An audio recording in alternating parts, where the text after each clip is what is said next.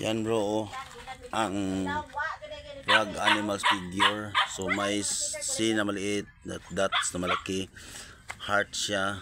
Then ito is yung mata papunta sa S. Ito din is papuntang north.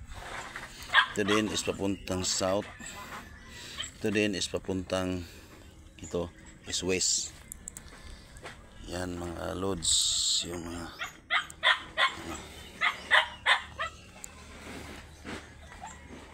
yan.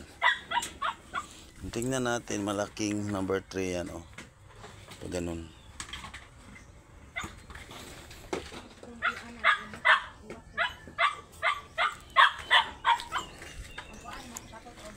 Yan. Frog animal na nga nakaupo. Nakaupo siya mga katiits, yung frog animals. Yan, oh, klarong klaro frog animals yan.